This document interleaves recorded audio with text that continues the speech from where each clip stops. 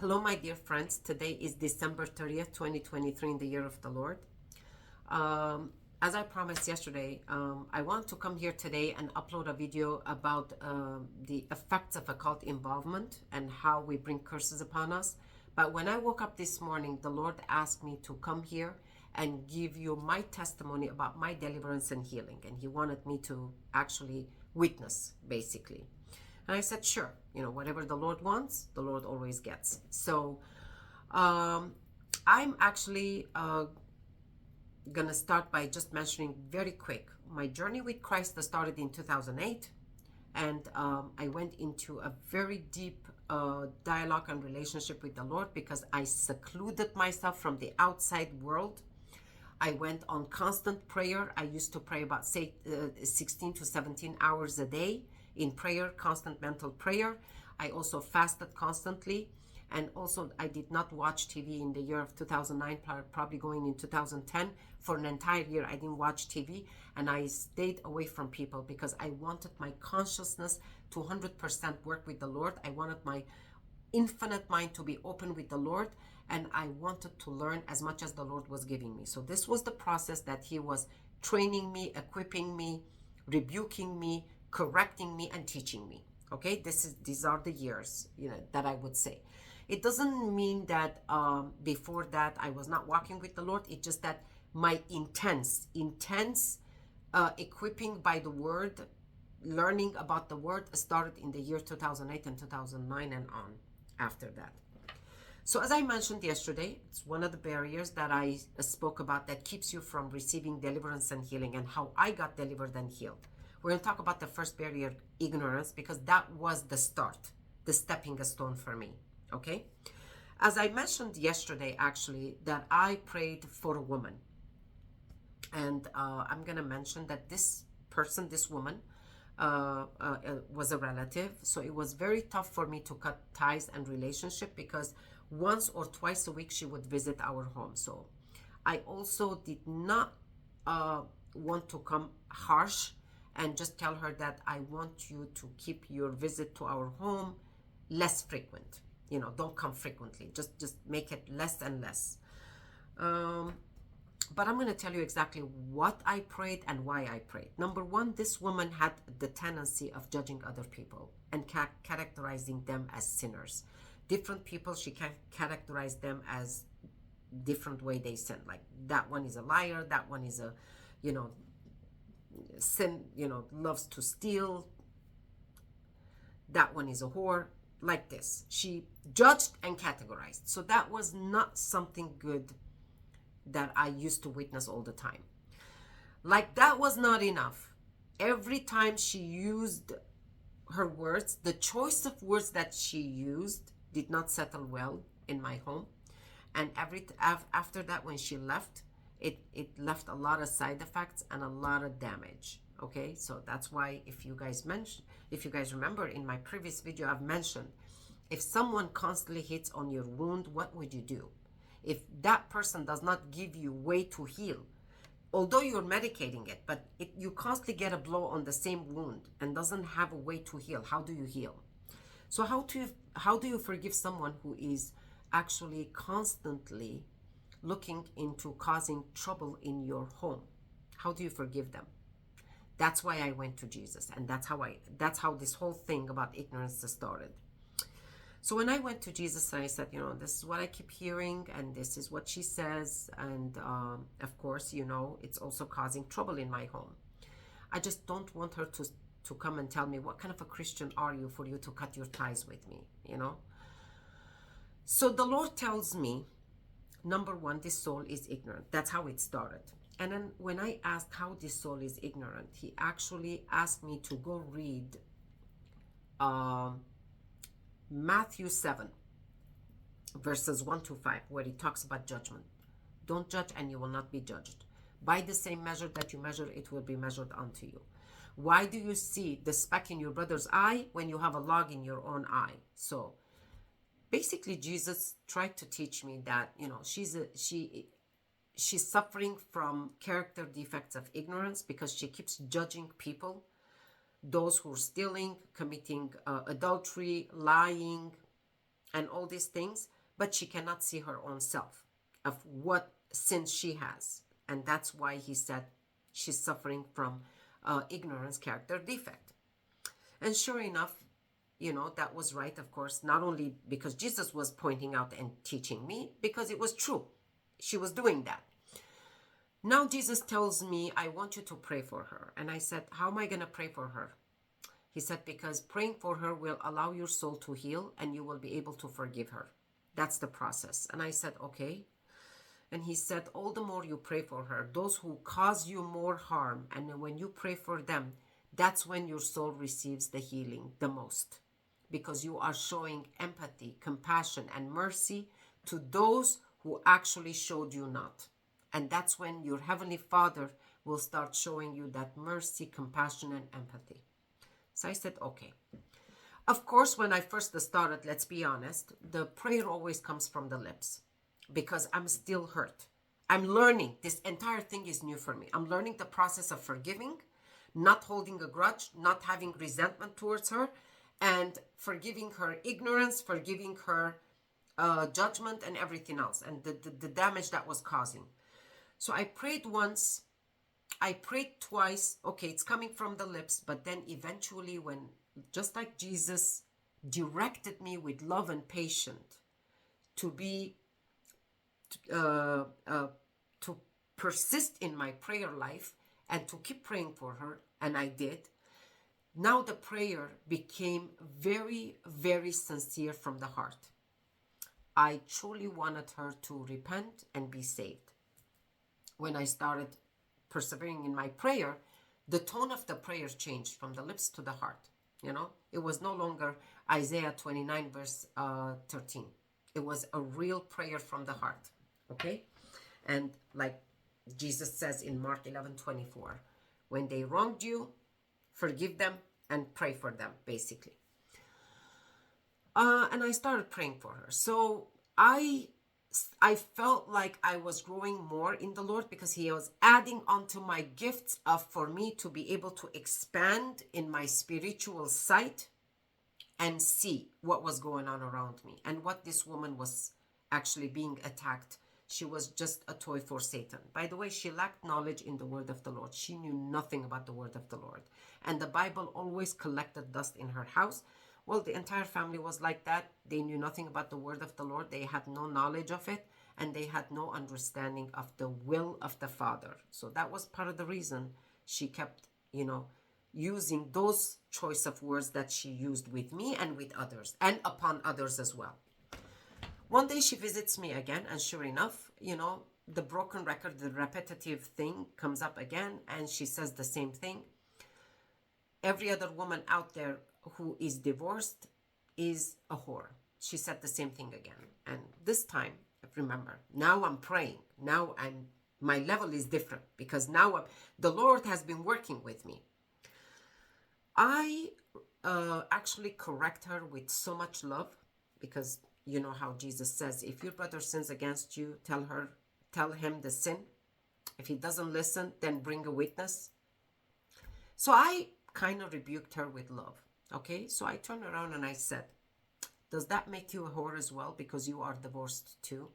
Since you're saying every other woman out there who is divorced is a whore. And she just did not know where that came from. It was kind of like a slap on her face. And I knew at that moment that it was Jesus. It wasn't me. It was Jesus. Number one, he wanted to bring the sin into light. Okay? Like she's not confessing it, but by me acknowledging what was happening, it brought it to light. And suddenly she took that slap and she just turned around and said, no, because my situation is different. And I said, how so? How so? Are you not a divorced woman too? And she said, yeah, but this is my situation. I said, how do you know every other woman out there that went through this divorce, that they are whores? Do you know their situations? Do you know all those women out there?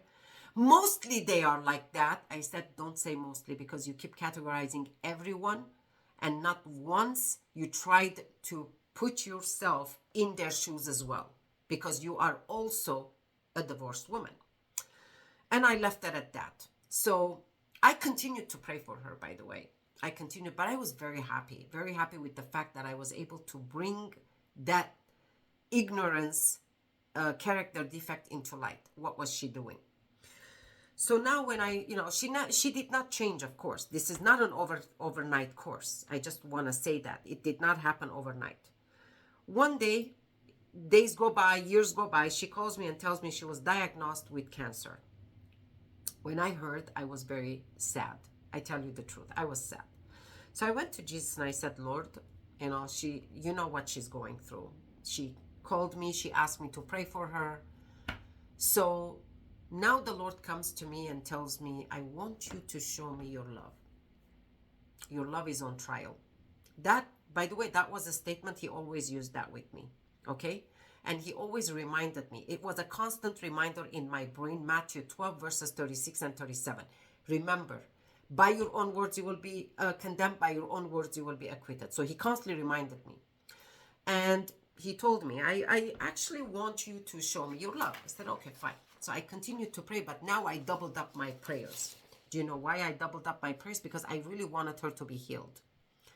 So I actually started to, talk to her about the word of the Lord. I, told her to attend Bible studies, which she did.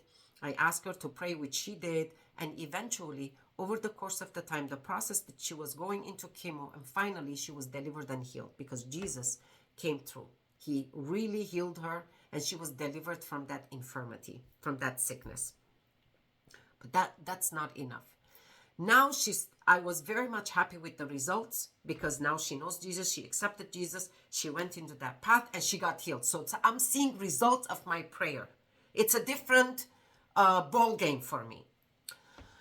As the time goes by, the years go by, I see that this woman has started to fall back from her graceful life. She stopped going to masses. She stopped going to Bible studies. She stopped praying. So she actually went back into her old habits. Okay? As you guys know. Judging other people, and sure enough, using great choice of words, and by her actions, she started causing the same damages that I used to suffer from. So you guys, for the second time now I go to Jesus and I am complaining to the Lord. I told the Lord, she basically bit the hand that fed her. That's what I told the Lord. I'm being honest. This is how I approached the Lord. I said, I helped her. I brought her to you. I prayed for her to be saved and healed so that she can come back and destroy my marriage, basically. Jesus comes to me and says, guess what? Your love and your faith is on trial again. So now Jesus wanted me to show my love. And that's when he introduced me to first letter of Peter, chapter 4, verse 8, James, book of James, chapter 5, verse 20. When you pray for other people and you turn a soul from their sinful way, you actually save your own soul and you cover over a multitude of sin. And of course, the first letter of Peter, chapter 4, verse 8 says, love covers over a multitude of sins. So Jesus wanted me to shine my light, to be a beacon of light, and so that he would cover over the multitude of my sins and her sins and heal her. So I continued to do that. But remember, it's a process. I may be telling you this like a testimony story, but this took years, my dear friends. This is a 9-year process. 9 years with this woman. So now Satan comes to me and starts attacking me. So I have to wear the helmet of salvation and the breastplate of righteousness, the armor of God. It's Ephesians 6, verse 10 to 17. Why? Because Satan comes and throws those errors, the thoughts that says, oh, go ahead and pray for her again. So when she gets healed, she will come back and destroy your marriage again and cause problems. Can you imagine the amount of, difficulty and the trial that we go through when we are trying to forgive other people, and how Satan will never, ever leave us alone? This is when I was learning about, forgiving and letting go. This is when I was learning about don't hold resentment in our hearts. And this is when I was learning about forgive unconditionally, just like our Heavenly Father forgives us unconditionally, which is very, very important. So I prayed for her, James 5:16. Again, I prayed for her. And it was a very, very tough trial for me. But this time, my dear friends, I tell you the truth. Jesus did not heal her. He didn't. But it was a very, very painful process for me because I had that fear in me. I had to get rid of that fear within me that when she gets healed, she's going to come back and cause the same problems that she caused before. So it was a very difficult time for me. But I learned that by praying to the Lord, just like that, you don't get delivered. You get delivered if you live in the word, being the doer of the word, not just the hearer of the word. In James 1, I believe it's in verse 22. And by actually knowing the will of the Father and being loving like the Father, being merciful like the Father, having mercy and compassion and forgiving others, not holding anything in your heart so your light will keep shining. It was a process. And for me, this was a process of deliverance and healing. But for her, when she left her house, the temple, like it says in Matthew 12, verses 43 to 45, unoccupied. It was clean, it was organized, when she got delivered the first time. Unoccupied, meaning she didn't pray like before, she didn't go to Bible studies, and she didn't study the word like before. What happened? The evil spirits found a legal entry into that same house that they used to reside in. And that's why the last condition of her became worse than the first. First time she suffered from just a regular breast cancer. But the second one, she suffered from the blood cancer, from the bone cancer. It just went over and over and over, on, and it spread all over the place. So it really went into a worse condition than she was the first time. What did I learn from all this process? I learned that, healing and deliverance is a process. We don't just get delivered because a pastor or a priest prays over us. When someone prays for us, we get delivered. But remember, I also helped her to start praying and reading the word of the Lord and accepting Christ. So this was not something that I was just praying for her. She also did it for herself. Okay, so you help yourself and other people will also help you. Light with light, there is more light will shine.